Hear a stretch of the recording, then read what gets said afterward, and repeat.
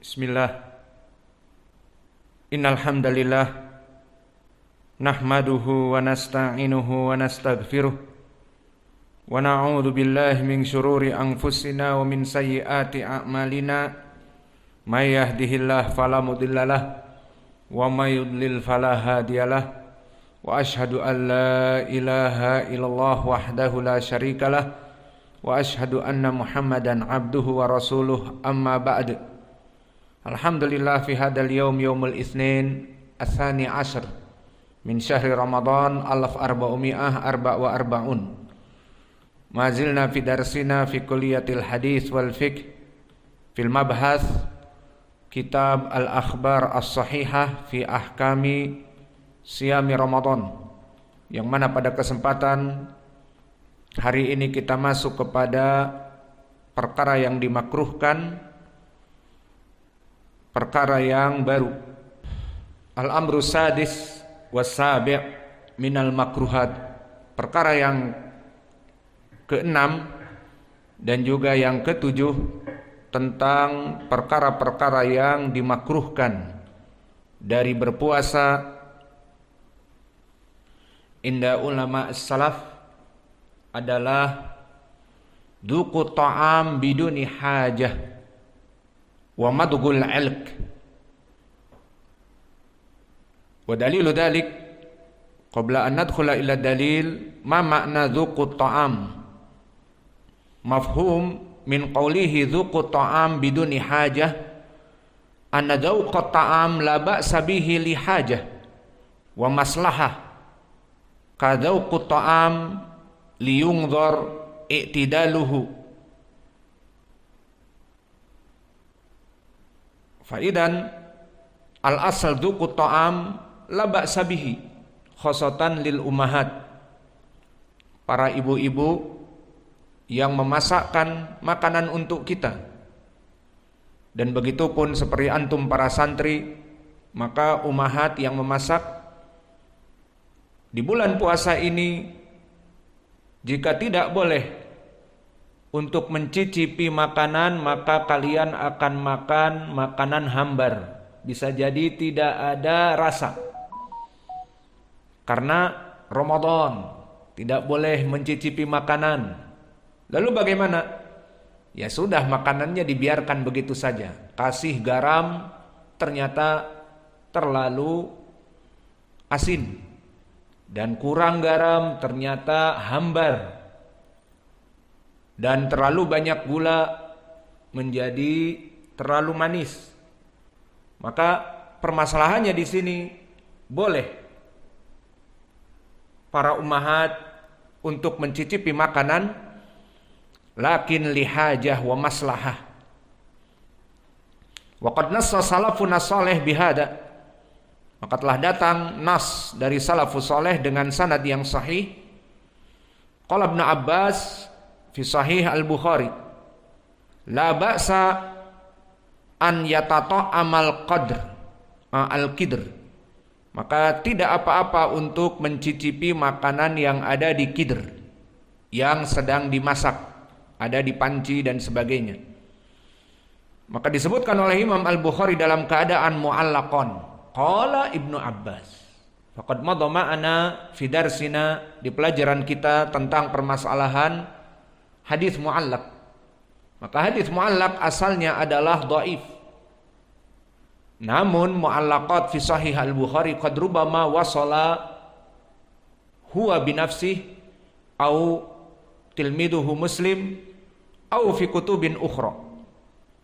Wa qad wasalahu fi kutubin ukhra, seperti ditausil di dalam kitab Imam Ibnu Abi Syaibah. Maka Imam Ibnu Abi Syaibah telah menyambungnya, haddatsana Syarik an Sulaiman an Ikrimah an Ibnu Abbas, la ba'sa an yatata'ama as-saimu minal kidri.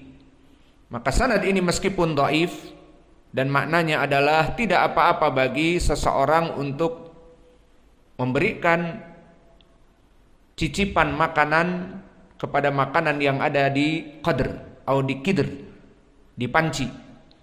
Maka meskipun sanad ini dhaif karena di sanadnya ada Syarik wa huwa Ibnu Abdullah Al-Qadi sayyi'ul hifdz, dan juga ada Sulaiman Al-A'mash yang meriwayatkan dari Ikrimah bi An'anah, namun telah datang mutaba'ah diriwayatkan oleh Imam Ibnu Abi Syaibah juga dari jalan yang lain dari Waqi' an Israil an Jabir an Atha an Ibni Abbas.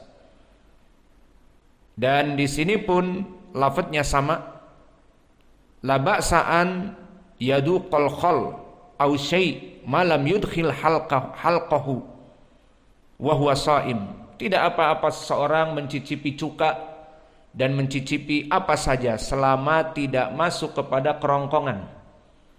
Maka boleh mencicipi makanan di bulan Ramadan, di siang Ramadan, namun syaratnya bukan mencicipi makanan 1 sendok kemudian dimakan ditelan. Itu sih lapar, bukan mencicipi. Maka mencicipi di ujung lisan atau di tempat yang lisan itu merasakan, oh ini garamnya sudah cukup, oh ini gulanya sudah cukup. Maka makanan yang baik adalah perpaduan antara yin and yang. Apa itu? Sweet and salt, 2S, antara garam dan gula. Maka ingin makanan enak, campurkan garam dan campurkan gula tanpa ajinomoto. Ini akan enak sekali, sweet and salt, yin and yang. Maka di dalam hadis ini yang diriwayatkan kedua, sanadnya dhaif juga karena ada Jabir wa huwa Ibnu Yazid Al-Ju'fi. Namun dari dua riwayat ini bisa naik kepada derajat hasan. Maka kesimpulannya mencicipi makanan boleh-boleh saja. Telah datang asar dari Ibni Abbas. Dan yang kedua, madghul ilq. Apa itu madghul ilq? Prakteknya di sini madghul ilq, alhamdulillah mungkin para pemuda ataupun kaum tua pun tidak terbiasa. Maka makna madghul ilq alladhi la yatahallal minhu ajza fala yasilu minhu syai' ilal jawf. Maka seseorang selalu mengulum-ngulum, mengunyah-ngunyah dimakan di mulutnya sesuatu yang mana dia tidak dimakan dan tidak diminum dan tidak diturunkan ke tenggorokannya. Qala Ibnu Hajar fi Fathil Bari, al-ilqu bi kasril muhmalah wa sukunul lam ba'daha kaf. Kullu ma yumdagu wa yabqa fil fam kal mustaqqa wal luban fa in kana yatahallabu minhu syai' fil fam fayadkhulul jawf fa huwa muftir wa ila fa huwa mujaffifun mu'attis fayukrah min hadihi al-haythiyah intaha. Maka disebutkan dari para ulama zaman dulu yang diinginkan dengan madghul ulq seperti luban.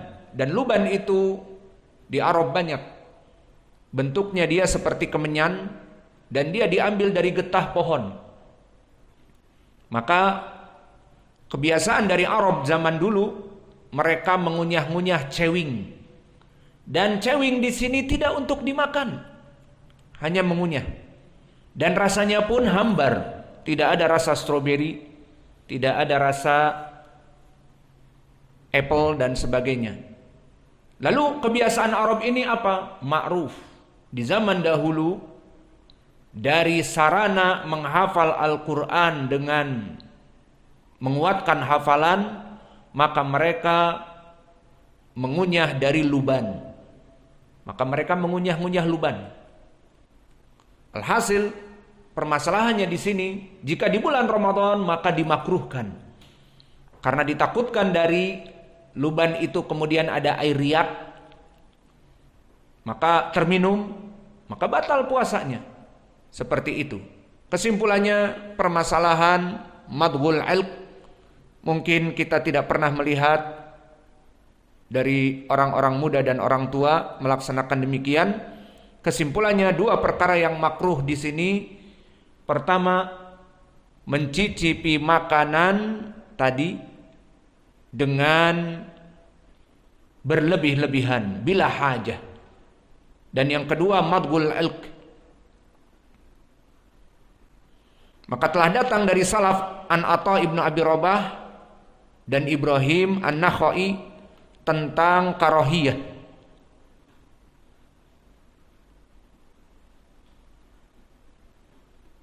Maka telah datang ucapan dari Atha ibnu Abi Rabah dan juga dari Ibrahim an-Nakhai tentang dimakruhkan mengunyah luban di siang Ramadan meskipun tidak dimakan.